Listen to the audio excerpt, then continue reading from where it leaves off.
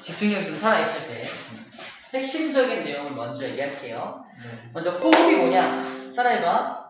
호.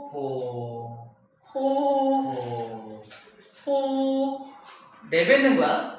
내뱉는 걸 호라 그러고 흡수한다. 흡입한다고 말하잖아. 그래서 호흡이 뭐냐면 내뱉고 들이마시는 걸 호흡이라고 합니다. 호흡이라고 그래요. 다른 말로 내뱉는 숨을 호기, 들이마시는 숨을 흡기라고도 말해요. 합쳐서 호흡한다라고 말하는 거예요. 호흡은 그래서 다시 말해 호흡이란 숨을 내뱉고 들이마시는 과정을 호흡이라고 합니다. 근데 호흡을 우리가 어디를 대상으로 호흡을 하냐면 바깥에 있는 공기를 들이마시고 내뱉는 거죠. 그지? 그래서 이 호흡을 외호흡이라고 해요. 외호흡. 바깥과 호흡한다 해서 외호흡이라고 합니다.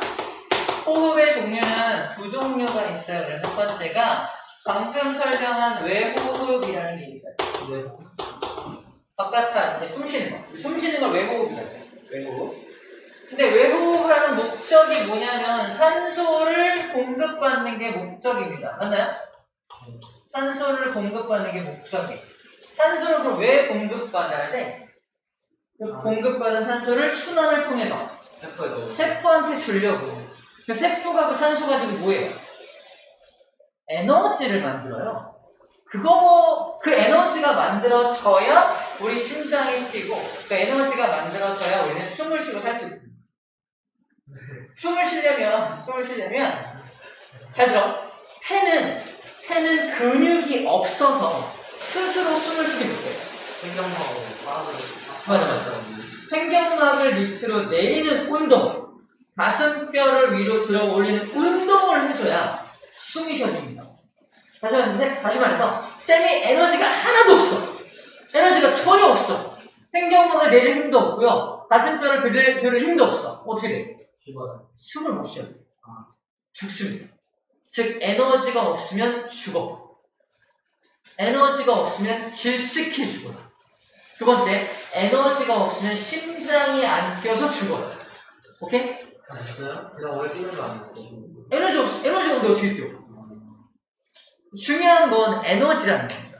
그 에너지를 얻기 위해서 세포마다 에너지를 만드는 과정을 하지. 그 세포마다 에너지를 만드는 과정을 세포호흡이라고 해요. 세포호흡. 세포는 안에 있으니까 이걸 다른 말로 내호흡이라고도 합니다.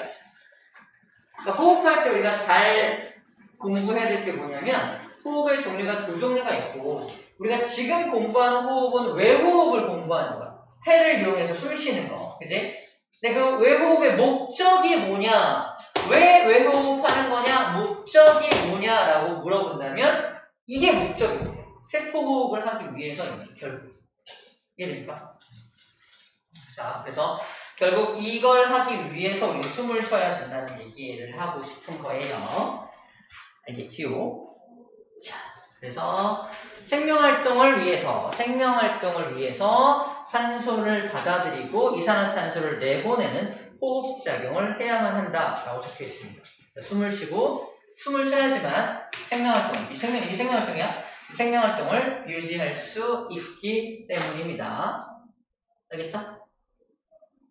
자, 여기 산소를 이용해서 여기 나와있죠? 에너지를 얻기 위해서 꼭 필요하다는 말이 여기 잠깐 적혀 있습니다. 여러분 책에 적혀 있죠? 저 내용이 바로 이 내호흡을 설명하고 있는 걸 살짝 써놓은 거예요. 써놓습니다. 자, 들이마시는 숨을 흡기라고 하고 내뱉는 숨을 호기라고 하죠. 호흡, 그죠? 흡. 다른 말로 들숨, 날숨이라고 표현해요. 들숨은 들어오는 숨, 날숨은 나가는 숨. 나가는 숨이 호고요. 들어오는 숨이 흡입니다. 날숨과 들숨에다가 어떻게 붙여야 되는지.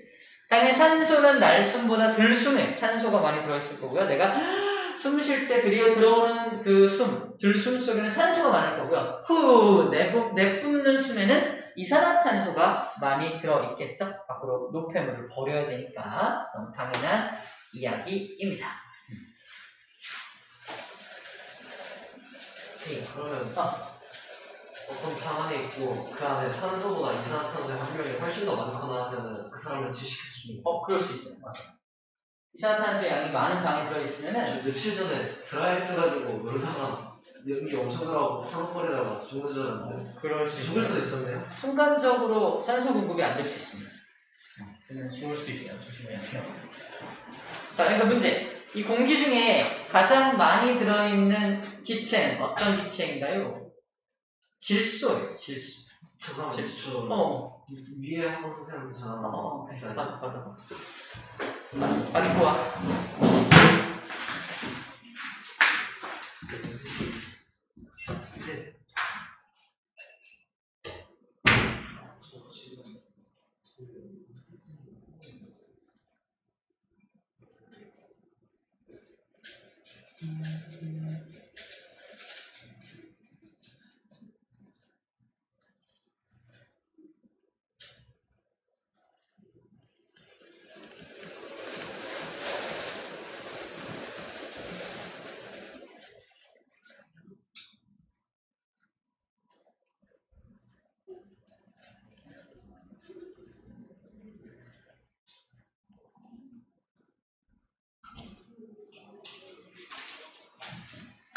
됐어?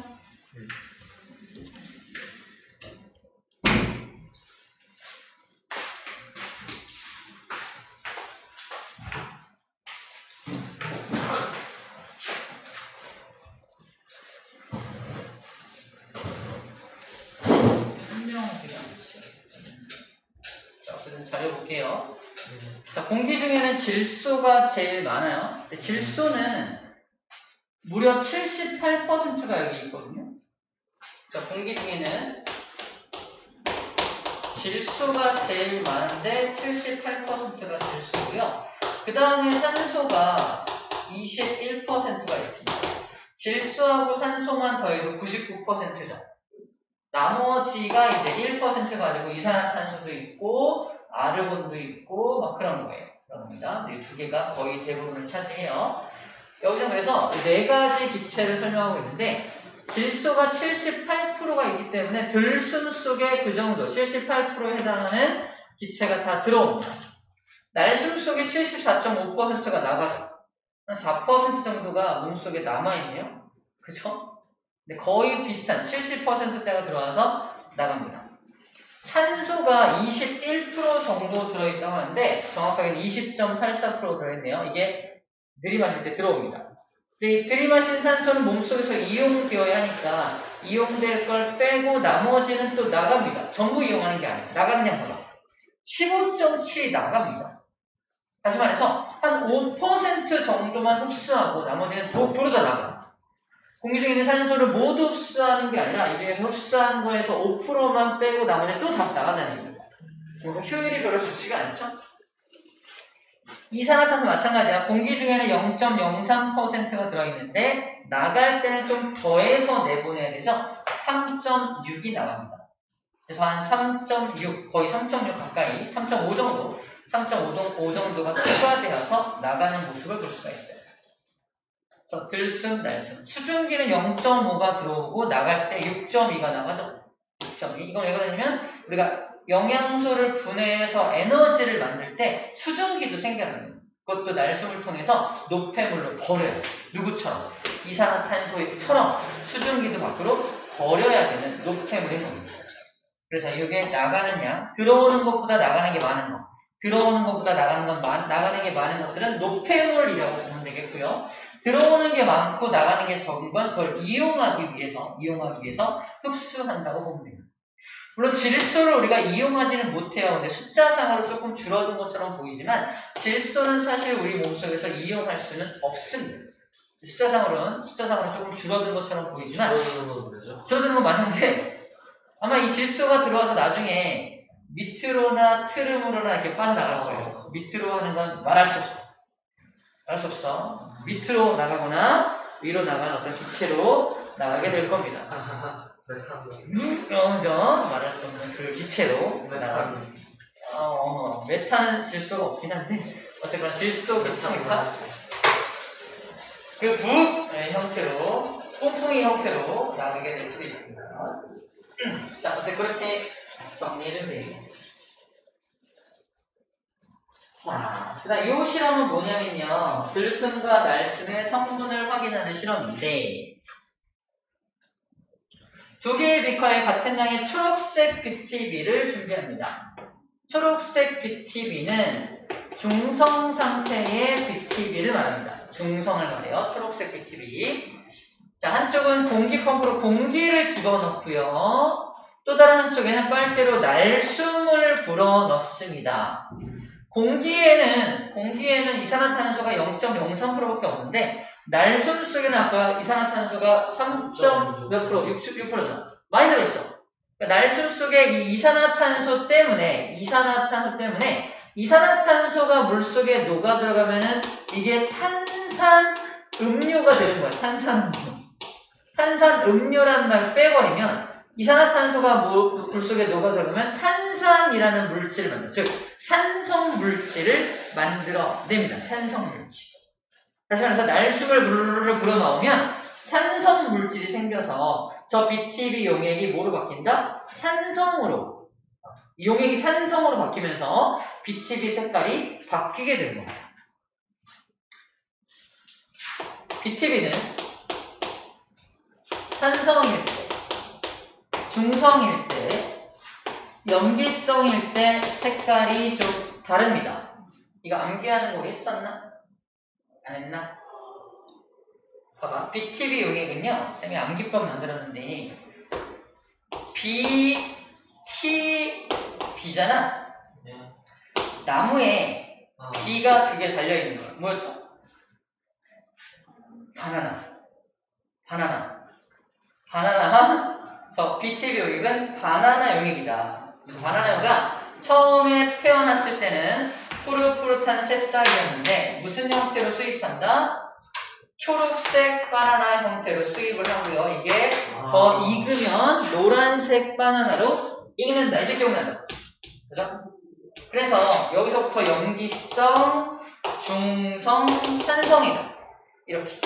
그래서 아까 중성 BTB가 뭔 색깔이었던 거야? 초록색 BTB였던 거고요. 공기를 불어넣으면 얘는 뭐 산성으로 변하는 게 아니지. 그냥 그 색깔을 그대로 유지하지 않을까? 근데 날숨을 불어넣으면 산성으로 자꾸 바뀔 테니까 BTB 색깔이 뭐로 바뀌어? 노란색으로 변화가 되겠네요. 그렇죠? 자, 그래서 체크하면 이겁니다. 여기 날숨을 불어넣은 쪽의 BTB 용액이 먼저 노란색으로 변한다라는 실험 결과를 볼 수가 있습니다. 자, 이거는 이제 날숨 속에 이산화탄소가 들어있다는 걸 확인하는 실험인 겁니다. 어려운 내용은 아니고요. 날숨 속에 이산화탄소 때문에 그렇다는 거예요. 우리 암기법 복습하면서 BTB 복습하면서 다시 한번 보았습니다.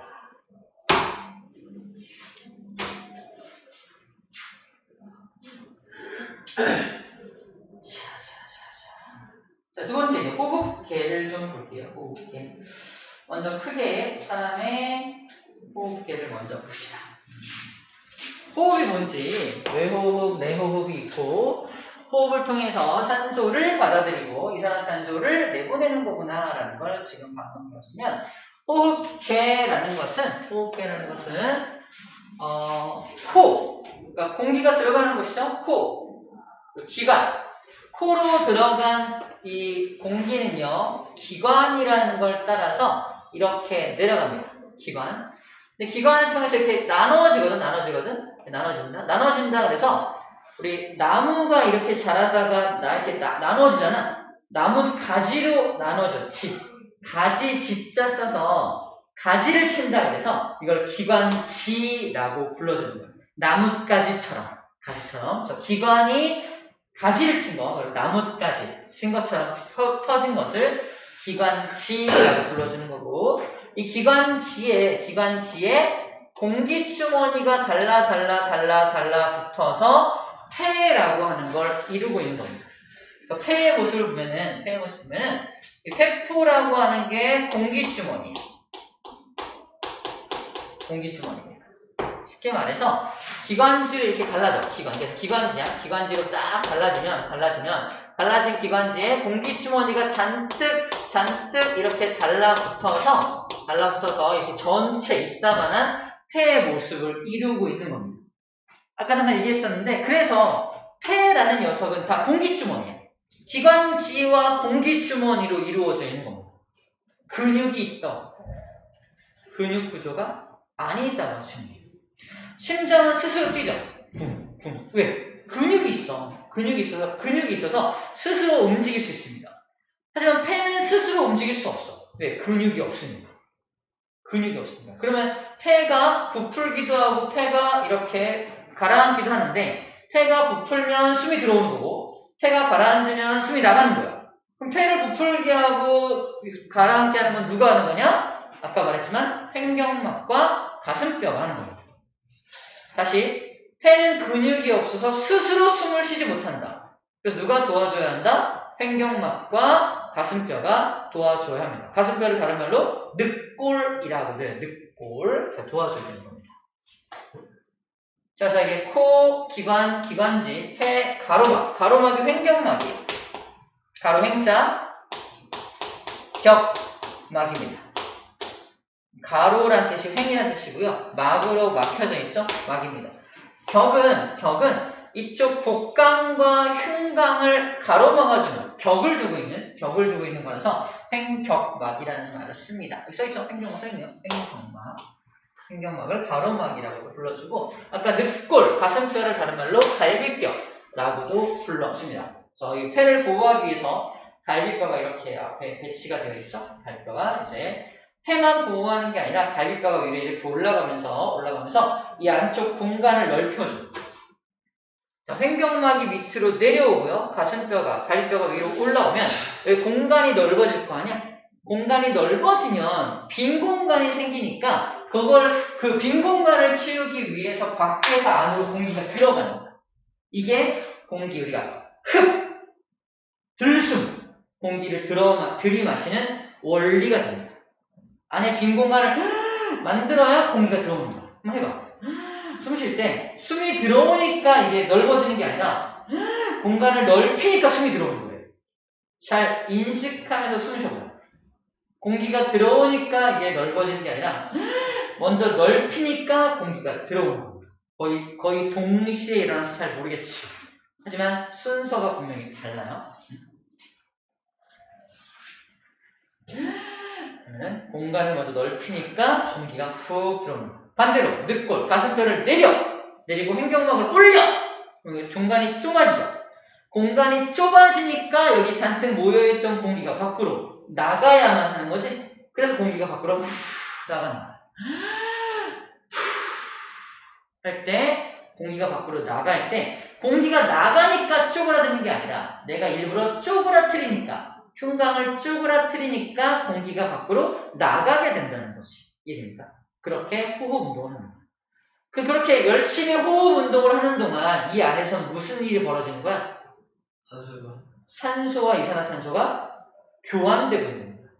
그 산소와 이산화탄소를 교환하는 곳이 바로 여기예요.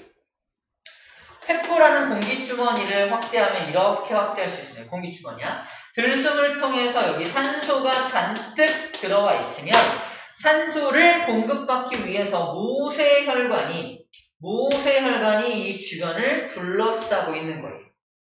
그래서 산소를 공급받기 위해서 파란색 피가, 기억나죠? 파란색 피가 들어오면 산소를 얘가 이렇게 공급해줘요. 가져가. 그럼 무슨 색깔 피로 바뀐다?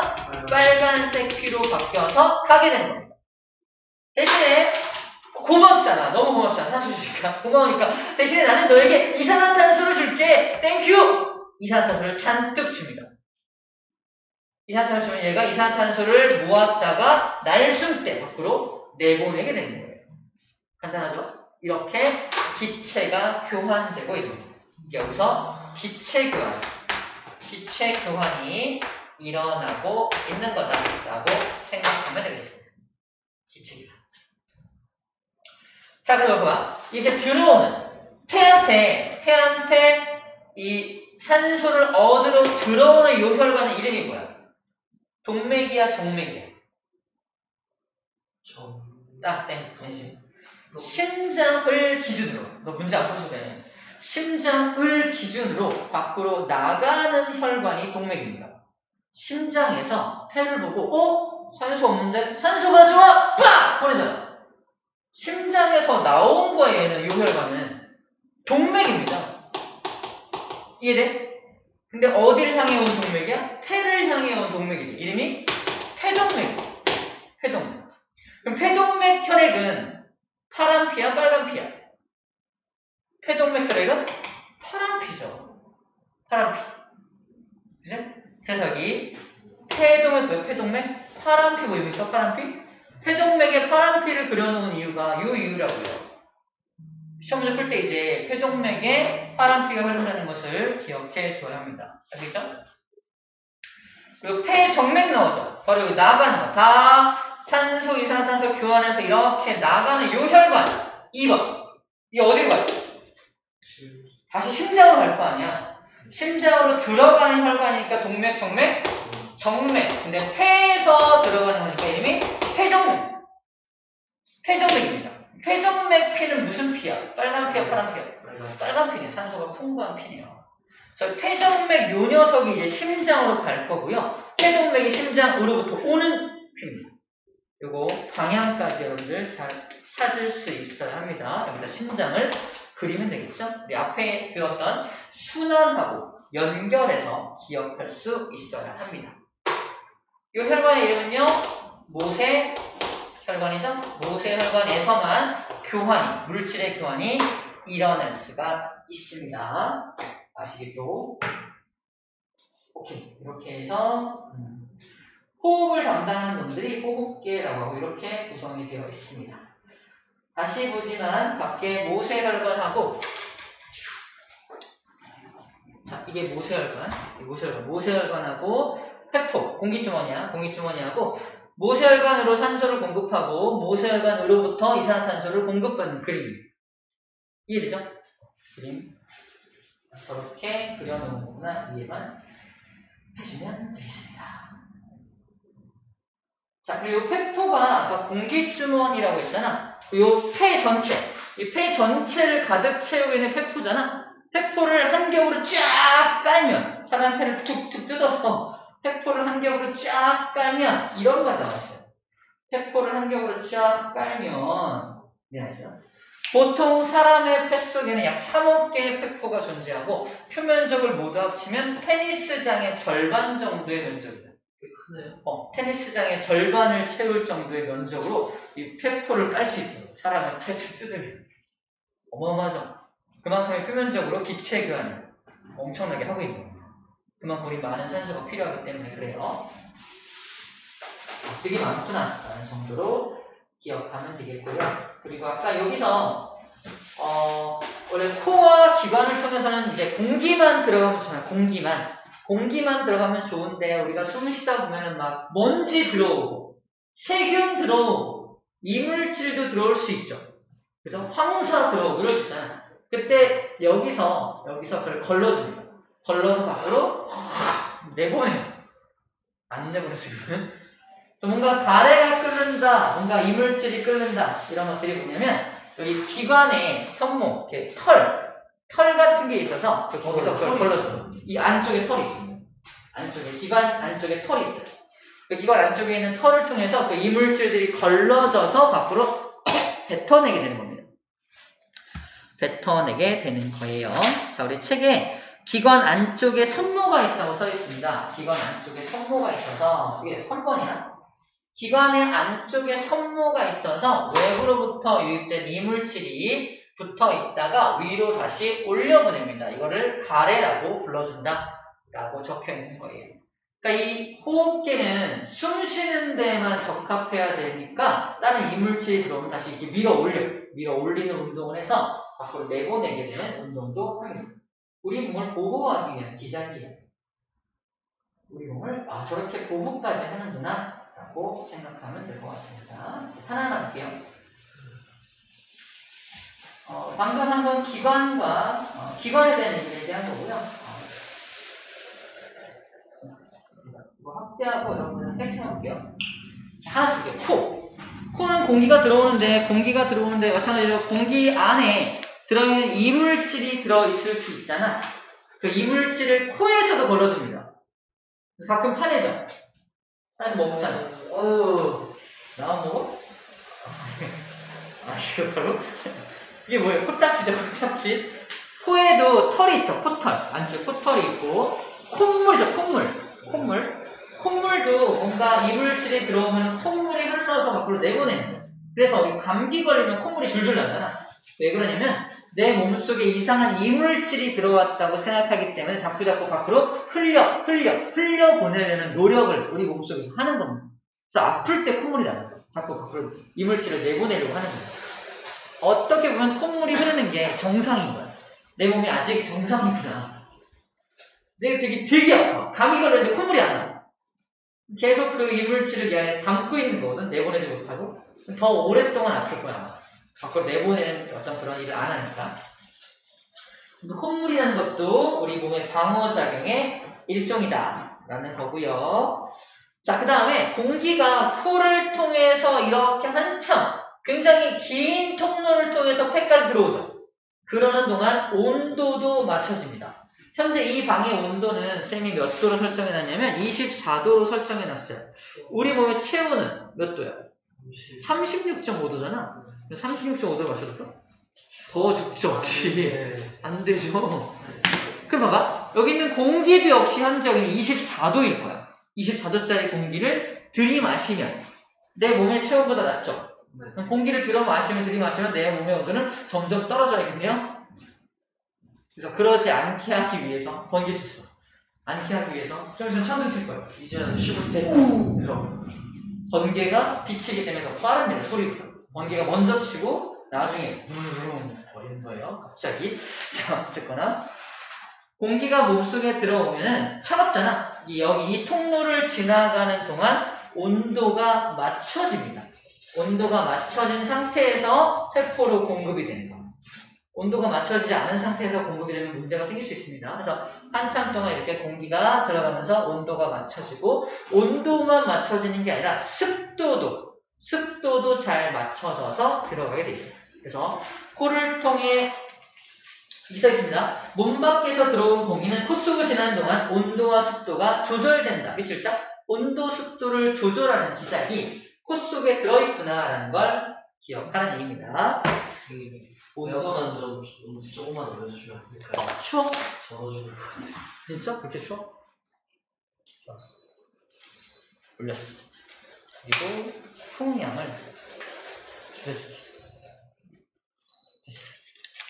풍량을 줄이면 괜찮아.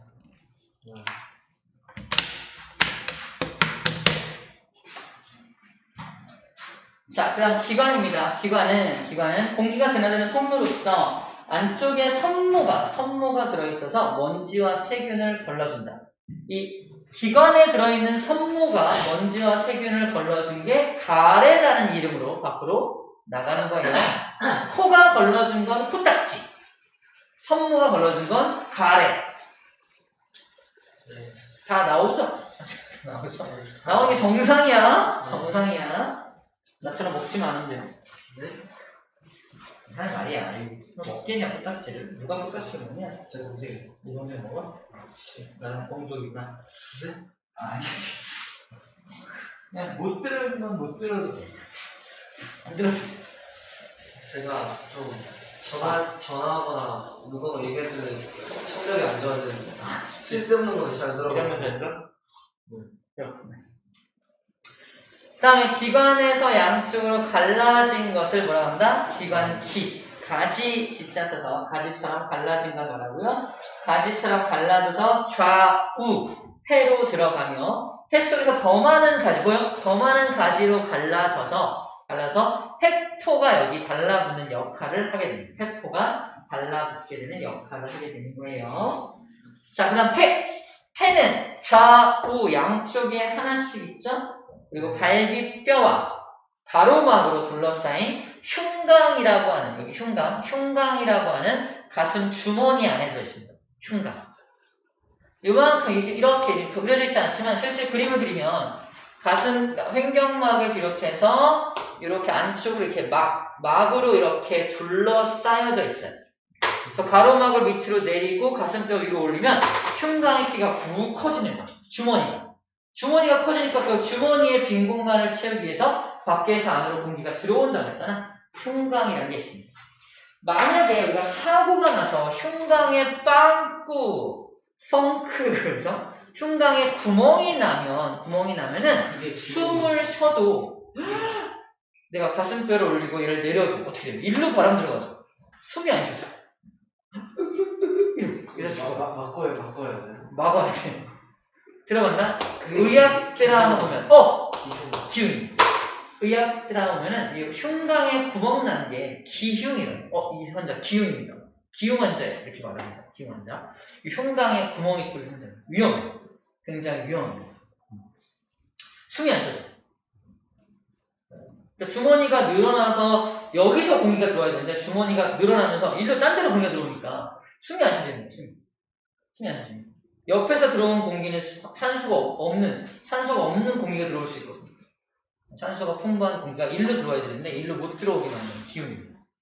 흉곽이 구멍이 났을 때 기흉이 생겼다라고 말을 해요. 자, 또 중요한 내용 나있죠. 폐는 근육이 없다. 그래서 스스로 수축 이완할 수 없다. 우리 배웠던 내용이고요. 폐포들은 표면적이 매우 넓어서 기체 교환을 효율적으로 해야 하고요.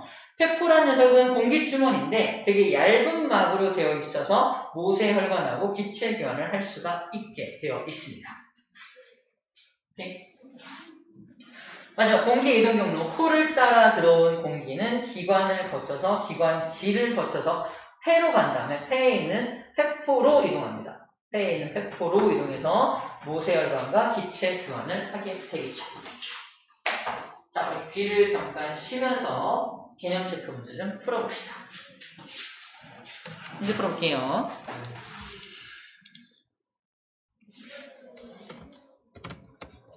개념 체크 풀고 추천한다는 잠깐 쉬어도 되는데.